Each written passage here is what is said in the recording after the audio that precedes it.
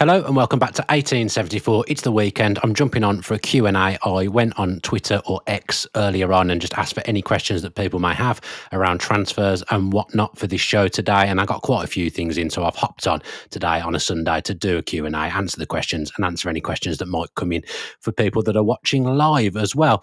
I am your host, Dan Bardell. This is 1874 and the show is sponsored by Match Bingo. If you head to 1874.io/Match Bingo or scan the QR code on your screen right now if you're watching on YouTube, then you can check out what Match Bingo has to offer. And excellent news, I won £100 last night on the Borussia Dortmund game. So that was fantastic. The first time I've won big on Match Bingo. I've won 25 quid before, but to win 100 was absolutely fantastic. Absolutely made my evening. Really, really clever app. Really, really nice concept. You can kind of gamble a small amount of money and win up to £250 on Match Bingo. It's well worth doing with the World Club Cup and the Women's Euros coming up as well. So if you want to be like me and potentially win £100 today, then do check out Match Bingo. All right, people starting to make their way in on YouTube now. Hello, James Wilson. Hello, Rich1874. And hello, Black Country Villain. I'm going to do my best to, however tedious the question is, I might do my best to answer every single question that came in on X, and then maybe at the end I'll give an update, kind of a little roundup around some of the things that I've seen just before I've come on, and anything else that may have not come up, in the show. So first up, any truth in Harvey Elliot from Alan West? Going to be honest, don't know about that one. I did a show on Monday or Tuesday earlier on in the week and just discussed how he might fit in if Villa did look to sign someone like Harvey Elliott with a Liverpool representative. So that was a good show. Go back and watch that. But in all honesty, although I've seen links, I don't know whether it's a genuine one. It's not something I know anything about. Paul Hughes, why does Emi get a free ride off the fan base for last season? He's a big part of the reason Villa didn't finish in the top five, and I'm not just talking about Old Trafford. His stats had him at the bottom of the keepers in the league. So again, did a show on Friday around Emi Martinez and Chevalier, and I'm going to do another show in the week with Julien Laurent on Chevalier. He's agreed to come on the channel and talk around him, so that's very, very exciting. But did the whole show on Emi pretty much on Friday.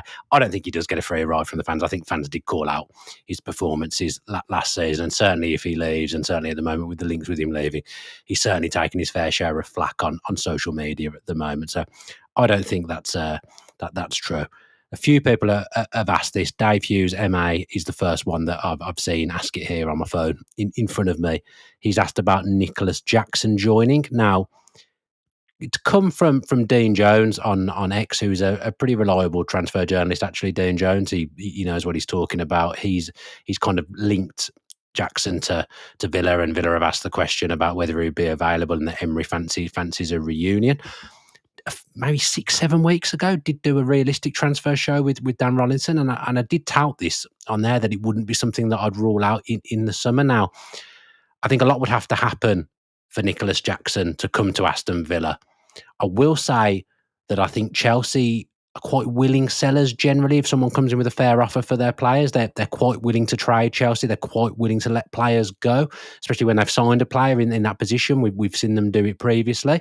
Now, obviously, they've just signed Liam Delap. So I would say, although they wouldn't be actively looking to sell Jackson, I think if someone came in for him, it would be a possibility. Jackson's obviously got links with Emery and has performed for Emery at Villarreal before, so he'll be a player that Unai Emery likes and a player that he knows as well. So Chelsea are willing sellers. I will also say they've not been afraid to deal with Premier League teams in terms of offloading players. Now, lots of players have switched from Chelsea to Arsenal under the Clear Lake Todd Bowley ownership. There's other Premier League teams that have bought players from Chelsea as well. I mean, when you do the volume of trading that Chelsea do, obviously that's going to happen. But some clubs, other clubs, they do shy away from trading between the league, particularly trading with rivals or teams that they suspect would be in the same position or a similar position, and Chelsea definitely aren't like that.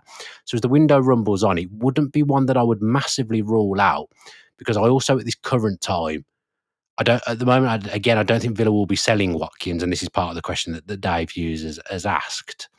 I do think if Arsenal don't get movement with the kind of primary target in Benjamin Sesko, and something happens there and he doesn't end up leaving, it wouldn't surprise me to see Arsenal come in for Watkins again, or have discussions with Villa, or ask what the price is, and at that point it becomes an open thing. And It wouldn't surprise me. I'm not saying it's going to happen or that there's anything definitely on the cards with Nicolas Jackson at the moment, but later on in the window, that wouldn't surprise me at all. Jackson's the kind of raw player that Emery likes to get a hold of and likes to work with, and there is a lot of the raw tools and the raw ingredients there for Nicolas Jackson. I would say. I think he's a good forward with a pretty high ceiling. I think he's got a lot of traits that would make him attractive to other teams. I actually think he's been decent for Chelsea as well. His finishing can be a little bit wayward, but it's something that can be honed in on and something that can be worked with. There's a lot of raw tools there for Nicolas Jackson, I think, and I think he's a really, really good striker. So again, 6 weeks, 7 weeks ago, it was something that I spoke about on a show. So I certainly wouldn't rule that out. Webby says, is there a genuine need to sell by the 30th of June? And let's talk about Ashley Young. Now, the Ashley Young post was very, very cryptic. I think I can pretty confidently, with no intel whatsoever, rule out signing Ashley Young back as a player. But there's been murmurs of an academy role, and it wouldn't surprise me to see Ashley Young come back to Villa one day in some capacity on the coaching side of things, whether that was with the first team or whether that was with the under-21s or the under-18s or even levels below that. Villa have shown great willingness in the past couple of years to bring players back and incorporate them into the coaching setup somewhere. Stefan Moore is working with Villa's academy setup. Mark Albrighton, as soon as he retired, he was brought back in. Connor, I know very well, was in and around Villa. He's obviously now managing Barnsley. Villa gave him a massive help and a massive leg up with his coaching as well. He was really, really interested in that side of things. Villa worked with him, brought him back, even though he was still playing. He learnt loads, and in a quick space of time, through his own grit, determination, and hard work, Connor's ended up, taking a full-time job and a full-time manager now for Barnsley after doing a little bit of coaching there last season as well. Jedinak was loan manager for a bit as well. So Villa have shown great willingness to bring ex-players back. Similar to Albrighton, I think if Ashley Young is about to announce his retirement, it wouldn't surprise me to see him come in coaching. That wouldn't surprise me at all, because he's a great example of someone who's done a lot, achieved a lot at Villa, and had a brilliant career whilst also spending time at Villa at a young age, although he didn't obviously come through the academy.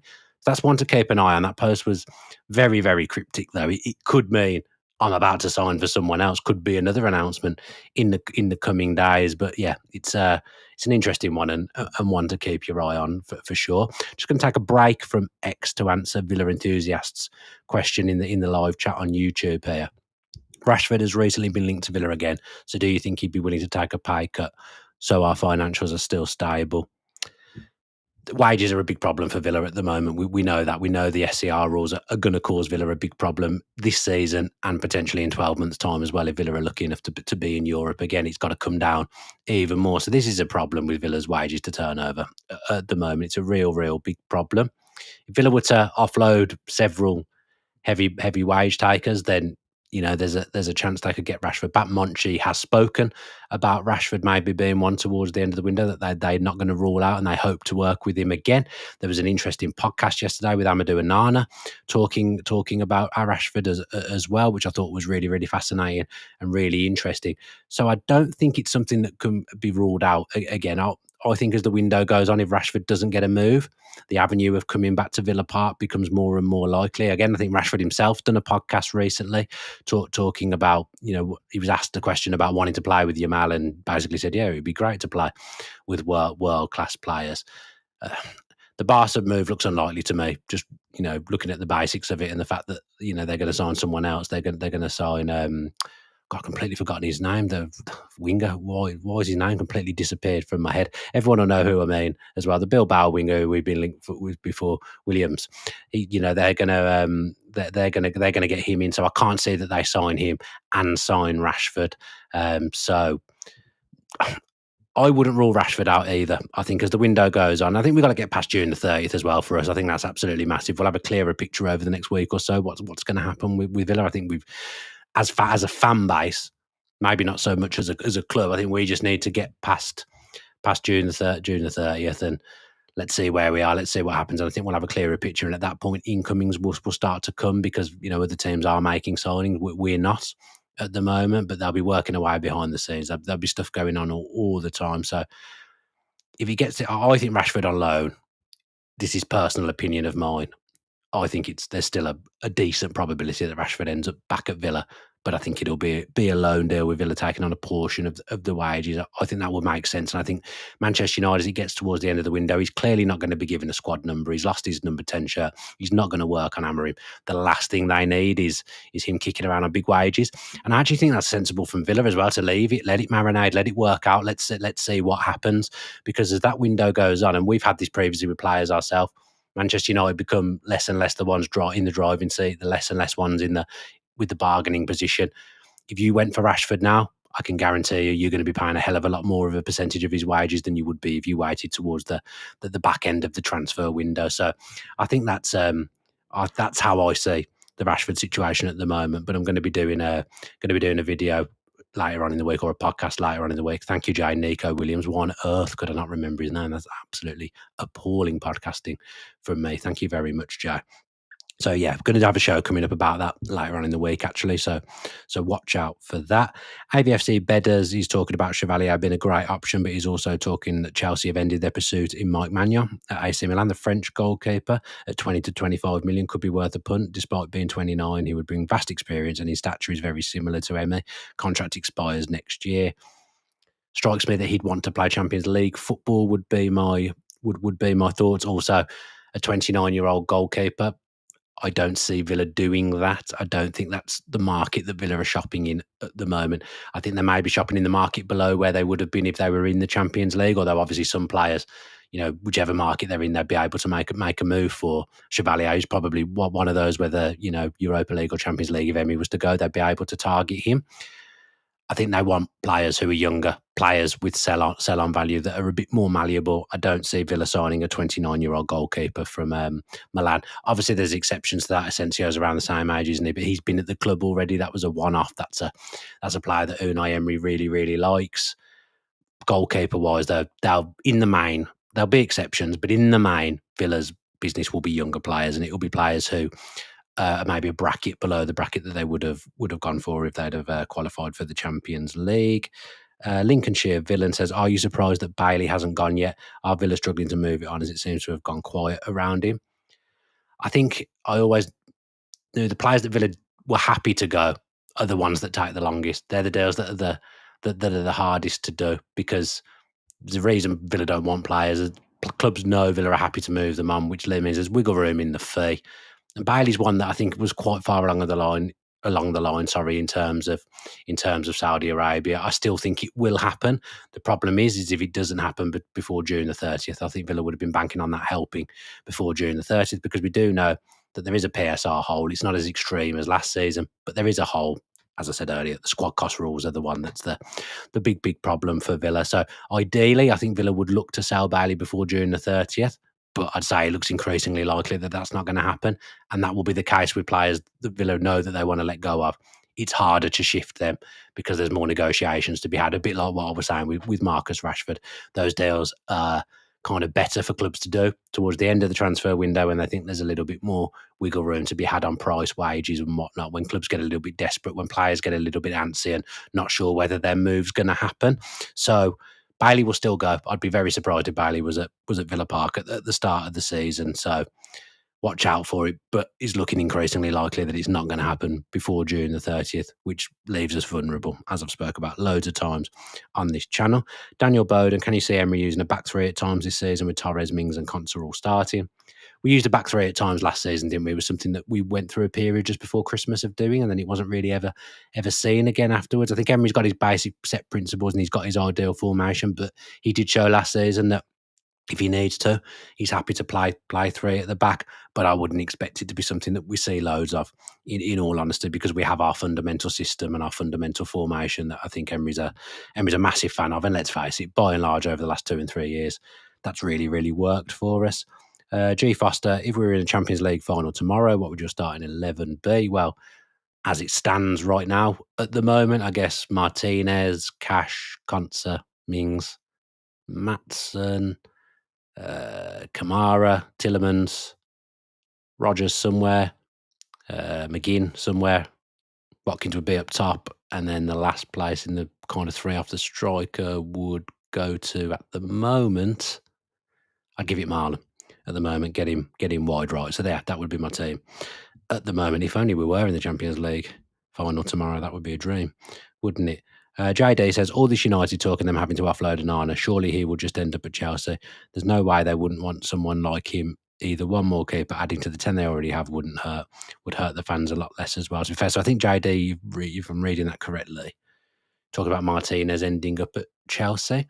Previously has not been a kind of age bracket that Chelsea have gone for. Again, like I said about Villa earlier, Chelsea have always looked at younger players. They've always looked at players who they're given big contracts and, they're happy with that system and they're happy with the way that works and they think that they'll increase in value. They haven't really made many moves for older keepers, but, Mannion, 29 years of age, we know that Chelsea were in for him. Emmy's 3 years older, so I don't know whether that would make a difference. Wouldn't be a great surprise. Would there be a couple of players in PSR land that Chelsea could kind of say to Villa, oh, we'll sign Martinez, you sign Madueke or Nicolas Jackson? I don't know. But I think it would certainly be easier to stomach than 15th place Manchester United. That would be for sure. Bob's asking about the goalkeeper domino effect. Will it happen this week? There's obviously more noise has ended up happening over the last week. I did a show on Friday with pretty good intel saying that Emi Martinez, it's 70% chance that he's going to leave Aston Villa. At the moment, go back and watch that show or listen to that show from Friday. I give the details there. But my thinking is that he's still that today, 70% chance Emi Martinez leaves Aston Villa, but of course you can never rule out things changing and him staying. But the goalkeeper market's really, really difficult because you're relying on a domino effect. You're relying on someone making that first move. Atletico Madrid are definitely interested in Martinez. I definitely know that, but without Oblak going, there's no room for him to come in, and they're not Barcelona, so they're not just going to unsettle someone that's already at the club. So it would rely on Oblak going. And Manchester United, they're going to need to shift an honor in some way to be able to get Emi Martinez on board. And I would suggest with his form over the last few years that that's a difficult shift for Manchester United. So you can't rule anything out at the moment, but I think the kind of thinking is that 70% chance that Emi Martinez will leave. Chris C mentions Jack Butland. I don't think I can ever do a tweet or ask for a Q&A without Jack Butland being mentioned in some way. So thank you very much for that. Danish Villa says Loic Badda and Bakayoko to Villa. Now, just before I came on, there was a loose link to Bakayoko. Well, not a loose link. There was some good sources saying that Bakayoko had an approach from an unnamed Premier League team, and then I don't speak Turkish, so it was very difficult for me. There was something in Turkish about Aston Villa coming from a big account and Bakayoko. Now, Neil Dunworth and myself did a realistic transfer targets video last week. Go back on. I feel like all I'm doing is plugging my shows from earlier on in the week on this show, so apologies for that. But I spoke about Bakayoko with Neil in that show, and we suggested that he's a more than realistic signing for Villa to make if they're looking for that wide right position to be filled, and a perfect replacement for Leon Bailey in that squad, left-footed winger that can invert and could does so much to a high level. So go back and check out that video because we spoke about Badda and we spoke about Bakayoko in that as well. Go and check out that show, but they're definitely two realistic targets for Villa this window, and we know they've been in for Badda before. Hells Bells 914 says, is there any mileage in the Monchi leaving rumours? Not that I've heard of, not seen anything. I've seen the loose rumours on social media. I'd be shocked if Monchi left Aston Villa. Absolutely shocked. The thing is with Monchi, Vidagani and Emery, they're a team. The triangle of power. They are a team now. They all know how good they've got it at Villa as well, and they're all really enjoying working at Villa and working with each other. It would take a supreme offer to disrupt that and for Monchi to be gotten out of Aston Villa. That isn't going to happen at all. Don't see that coming in the near future in any way at all. So I think we can write that off. That's all the Twitter questions answered. So I've fulfilled my brief and fulfilled my ambitions, which is absolutely sensational. So just going to look at what's on offer on the YouTube chat now. The gold standard says Luca Dean off to Atleti.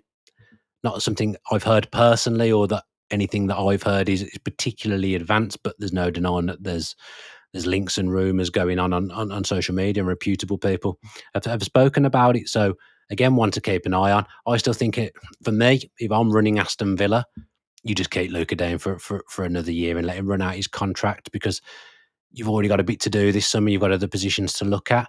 If Luca Dean goes, yes, he's on fairly high wages, but you then got to pay a fee to replace him. And then you've got the wages of the new player coming in when you've just dropped kind of big wages on Ian Maatsen and a big fee on Ian Maatsen 12 months ago. I'd be personally, if I was running the club, looking at leaving the left-back position alone this summer and letting Luca Dean stay out his contract, and he goes in a year, But on June the 22nd, again, kind of everything's on the table. Everyone kind of has a price. Villa might have to do something with it with any player, so you can't rule it out. But it would be a good move for him as well. Let's face it, Atleti's a really interesting proposition, a really good team. They've done well with players in their 30s before. Simeone's a fantastic manager. They've got a brilliant setup. I've got a lot of time actually for Atletico Madrid and how they operate, especially when they're up against the giants of Barcelona and Real Madrid, and they keep themselves competitive with them every season. So it wouldn't be a major surprise, but my personal preference would be that we just hold on to him for a year if we can, Luca Dean. Give him another year. Been a brilliant servant for the football club and been a really good, consistent player for the football club over the last 2-3 years as well. So I think there's other priority positions at the moment without adding left back into the mix, and that becoming something that you've got to look at doing as well. What have we got here? Hello, Jay. Mr. Verde says Jackson is poor, Durant a better player. I mean, Durant's a loose cannon. I've spoken about him loads of times. I think Jackson, there's stuff to work with. I really, really do. And I think he's more amenable to working on his game than someone like John Durant. So I do think it's different. Oh, I like this. JLH Trading Cards and Memorabilia. First live show. What'd your dream realistic signing for this window be? As I did the 6 realistic signings the other day, I felt I have to pick one of those.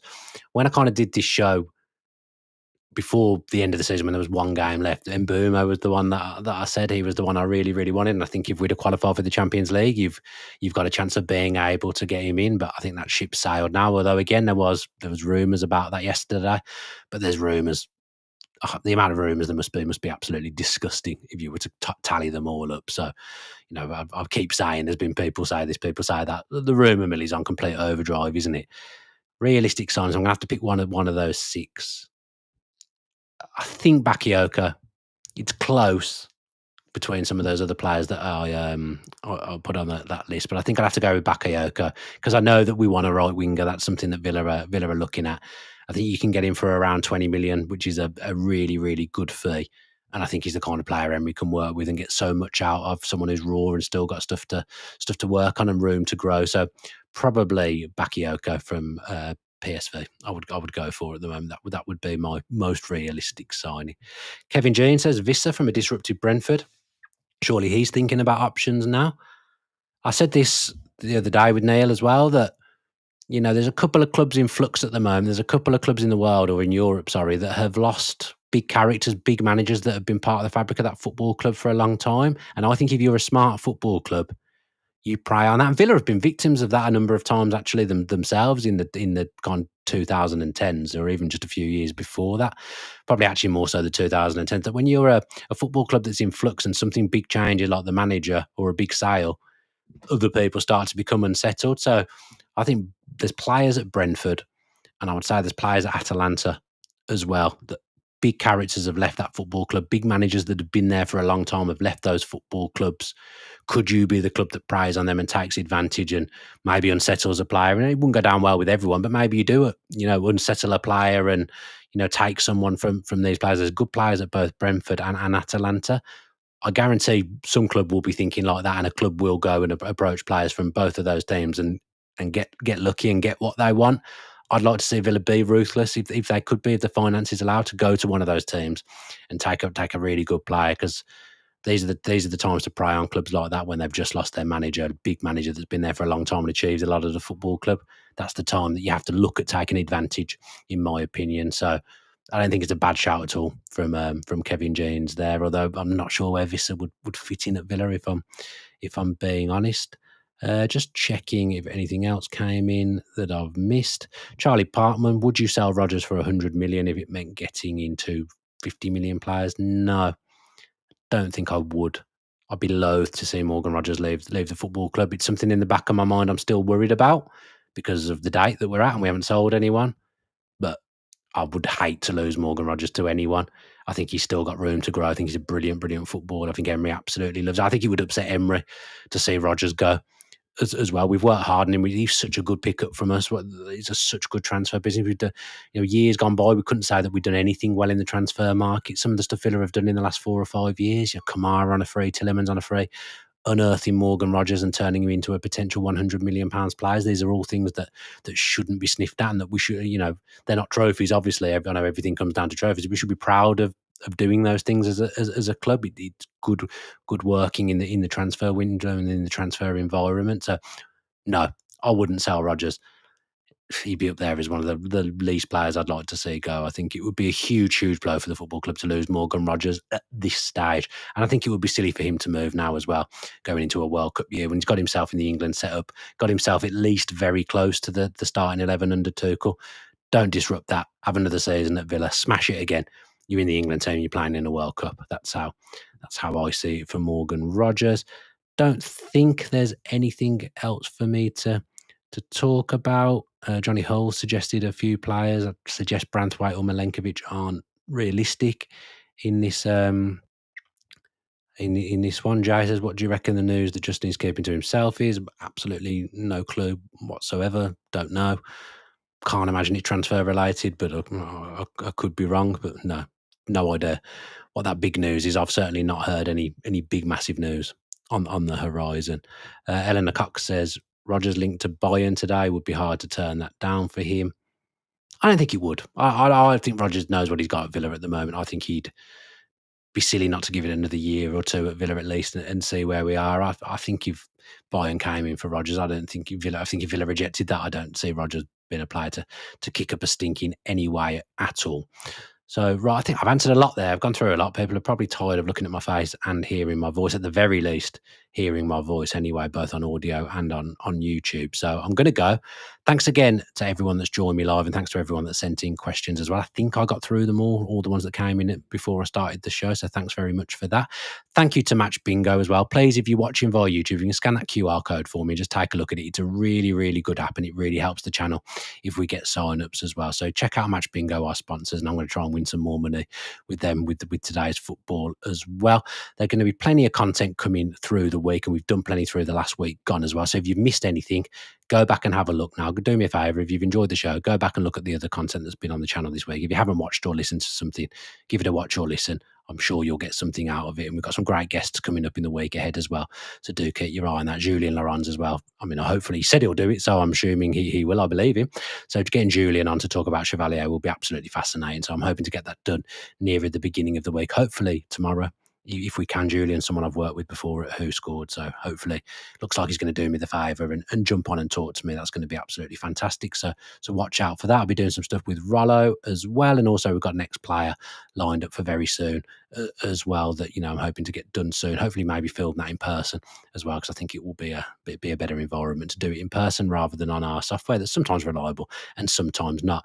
Subscribe with your post notifications on YouTube. That would be really appreciated. Give it a like and give the video a comment as well. If you're listening via Spotify or Apple, 5-star reviews, leave a comment, leave a review. That'd be absolutely fantastic. And all that's left to say really is that I hope you have a brilliant rest of your Sunday. Don't get the Sunday night blues that I always get. And as ever, up the Villa. Let's get some more news soon so I can jump on and do some shows. Up the Villa.